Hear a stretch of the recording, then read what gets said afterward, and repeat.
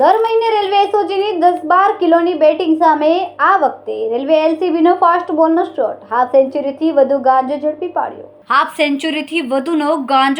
પાડ્યો. સુરત રેલવે એલસીબીએ મોટી સફળતા મેળવી છે. પરુલી અમદાવાદ એક્સપ્રેસ ટ્રેનમાંથી 50 કિલોથી વધુનો કુલ 50.410 કિલો ગાંજો બજાર કિંમત ₹25 લાખથી પણ વધુ ઝડપી પાડવામાં આવ્યો છે.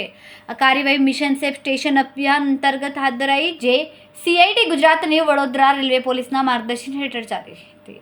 ટીમે વ્યારા રેલવે સ્ટેશન પાસે ટ્રેનના વ્હીલચેર કોચના ટોયલેટમાં છુપાયેલો ગાંજાનો જથ્થો શોધી કાઢ્યો હતો.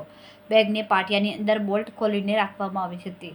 પોલીસે એનડીપીએસ એક્ટ હેઠળ કાર્યવાહી કરીને અજાણ્યા વ્યક્તિ સામે ગુનો દાખલ કર્યો.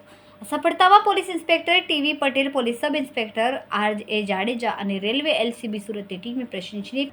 કેમેરામેન સેનિલ વિરાણી સાથે વિશાલ છેઠા, માનવ પ્રભા ન્યૂઝ, સુરત. અમારા વિડીયોની નવી અપડેટ મેળવવા માટે સબસ્ક્રાઇબ કરો માનવ પ્રભા ન્યૂઝ ચેનલને. બેલ આઇકન ક્લિક કરો લેટેસ્ટ વિડીયો સૌથી પહેલા મેળવવા માટે.